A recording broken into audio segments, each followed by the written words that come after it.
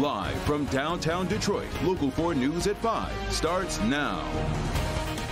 Their push for change is far from over. There was epidemic systematic failures, and we're not allowed to ask questions. Parents of the victims in the Oxford school shooting say the conviction of James and Jennifer Crumbley should only serve as the beginning. Those parents say district and school leaders need to answer some really important questions. Thanks for joining us. I'm Karen Drew. Kimberly Gill is on assignment. I'm Devin Skillian. That includes an emergency operations plan they believe was not fully implemented at the school. We bring in Sean Lay live tonight, and you've been talking with them today at length, Sean. Absolutely. They answered every single question and say, look, they want to be heard. Not only be heard, however, they say there has to be change certainly too late, they believe, change to make schools safer so it never happens again, change at every level to hold school officials accountable who were involved on that fateful day. And they say everything has to start with an investigation from the state attorney general.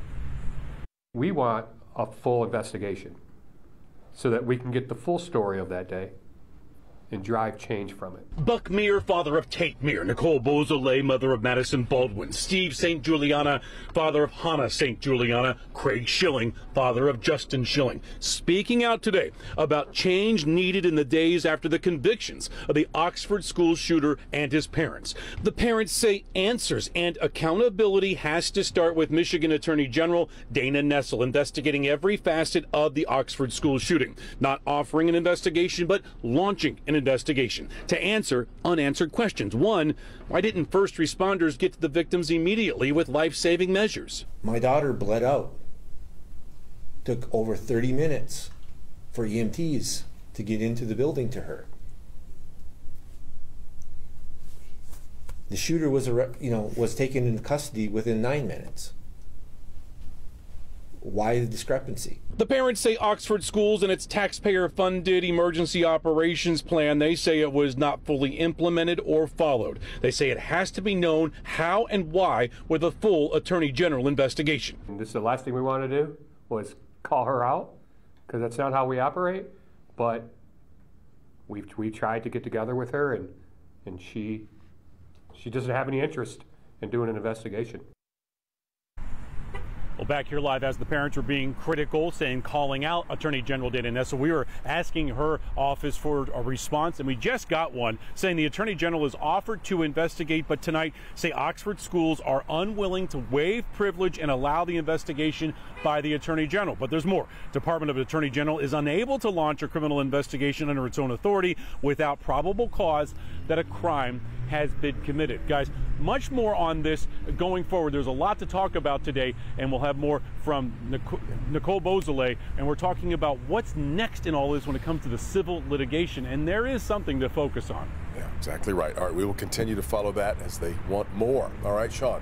There is officially a new leader at the helm at Wayne State University. Yes, today, Dr. Kimberly Andrews Espy was formally installed as the university's first female president.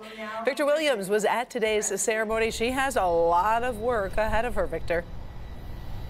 Oh yeah, Karen and Devin, you know, Dr. Espy was unanimously voted in months ago, but now she's ready to get right to work.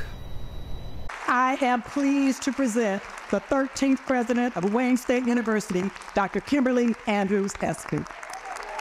Dr. Kimberly Andrews Espy is officially being sworn in as the 13th president of Wayne State University. I'm honored and humbled to be here today in this truly iconic Detroit venue, where we stand together at the start of the next chapter for our university. It's a very historic event in the form of an academic procession and formal installation at the DIA, as Dr. Espy becomes the first woman in WSU history to hold the prestigious title of president. We have the chance to do something we don't do often enough, to reflect on the essence that sets us apart. And this isn't Dr. Espy's first go-round in terms of education. Prior to this, she had over 25 years' experience in higher education. Most recently, she served as provost and senior vice president of academic affairs at the University of Texas at San Antonio, but now she's ready to make the most of her time right here at Wayne State. Wayne State is truly a special place, a dynamic force for Detroit and beyond, a nexus of learning and research, of access and community engagement that differentiates us in the higher education landscape. And if that wasn't impressive enough, Dr. Epsy is also a mother of 7. So on top of that, she can't wait to take care of all the kids at WSU. Victor Williams, Local 4. Wow, what a story. All right, thanks, Victor. With the general election season now in full swing, President Biden hoping to gain some momentum with a new executive order to advance women's health research, while former President Trump facing backlash over comments at a weekend rally. Biden camp saying those comments amount to a doubling down on threats of political violence. Sharp contrast today in the race for the White House as President Biden signs an executive order to expand research on women's health care and defends reproductive rights. I promise you, we will restore Roe v. Wade again as the law of the land. While former President Trump defends himself over several inflammatory comments at a weekend rally, most notably using the word bloodbath while talking about Chinese car manufacturers. We're going to put a 100% tariff on every single car that comes across the line, and you're not going to be able to sell those cars. If I get elected, now if I don't get elected, it's going to be a bloodbath for the whole, that's going to be the least of it. Former president on social media insisting he was simply referring to imports that are killing the auto industry. But the Biden campaign rejects that, releasing a new ad highlighting what they call a pattern of Mr. Trump calling for political violence. They're accusing him of wanting another January 6th.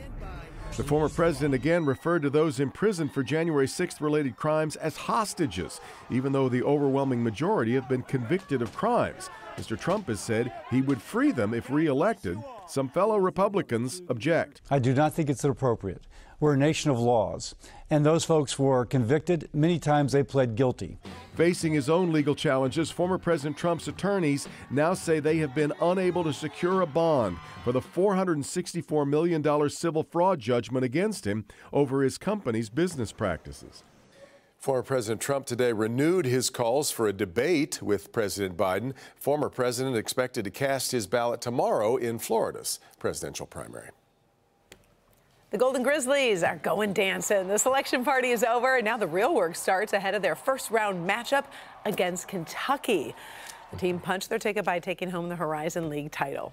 Bernie's here now. First-round matchup against one of the Blue Bloods. Oh, come on. Don't give them all that credit. Let's go, Greg. Absolutely, no question. They're at the big dance. The Grizzlies are for the first time since 2011. They'll play Kentucky Thursday night, 7:10 tip-off in Pittsburgh. We've got highlights. Oakland got there by winning the Horizon League championship last week, and you can see the happiness on their faces. Oakland is a 14th seed, Kentucky a 3rd seed. Wildcats favored by 13.5 over Oakland. Now, Oakland was on the court practicing today, getting ready for the game on Thursday. Greg Campy's group so excited to be going to the NCAAs, they may not even need a plane to get to Pittsburgh. Hobie Artigue says Oakland's ready for their moment. The Golden Grizzlies back at work with their basketball sneakers today, but they're also polishing their dancing shoes too. Oakland heading to the NCAA tournament for the first time in more than a decade. It's a long time coming for a team ready to go the distance in the big dance. The celebration of Sunday night no longer lingers at the arena. Oakland's thrill of an NCAA berth turning into a renewed focus ahead of the big dance. I was a little concerned about, your head's up in the clouds. This has all been so great, but they came to work today, and that's a really good sign for us. This team is filled with experienced players, but this is a new experience for almost everyone on the roster. This is your first season playing Division I basketball. Are you going to the NCAA tournament? I mean, it's been a wild ride. It's been a ton of fun. Graduate transfer Jack Golke's final college season is his first in D1 basketball. Now finding himself in the field of 68. So now that it's actually happened, I feel super lucky. Right now, I think we have some of the best chemistry in the country. We just know how to play together. We love being out there with each other, and we trust each other. I think that's kind of what makes it great. Making it is a big accomplishment, but now Big Blue awaits. The Golden Grizzlies drawing Kentucky in the first round. Well, I know emotions are going to be through the roof for both sides. It's March Madness. It's win or go home for every single person in the tournament. So I think the team that can, be the most comfortable and just do what they've done the whole season to get to that point will succeed. And I think we've done a great job with that all year. The program's made it to this point before, but Oakland's never advanced beyond the round of 64. Happy to be back with upset on the mind in prime time. What do you think of this draw? I think it's perfect. Now, can we win? I think we can. Will we win? Who knows? But we're going to go out there and we're going to let the world see Oakland basketball against the best. At Oakland University, OBRT, Local 4. All right, again, 7:10 Thursday night in Pittsburgh. I love their energy. And we also just love Greg Camp. Oh, he's the best. I mean, 40 He's so years is, great. Yeah. If you're going to be a Bear, be a Grizzly. Let's go, guys. This will be fun. All right, now let's turn our attention to the weather. A live look outside at Eastern Market from our downtown Skycam. We are off to a very chilly start. For the spring is coming this week, and winter is trying to make its.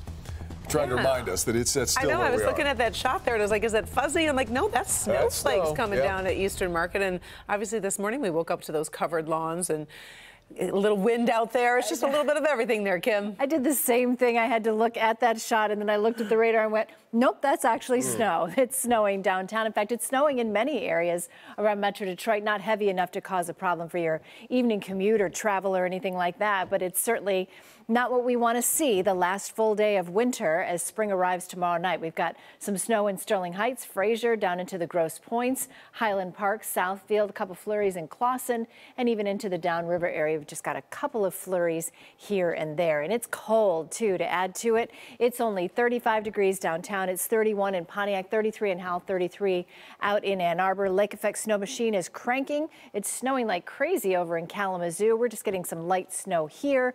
Tomorrow, we'll continue to see a couple flurries flying around with highs in the mid-40s. Gets even colder for Wednesday, and we'll talk about some snow that might total up, if you want to, coming up in the forecast. If you don't, I'm sorry, come back anyway. Going to have to do it anyway. All right, Kim.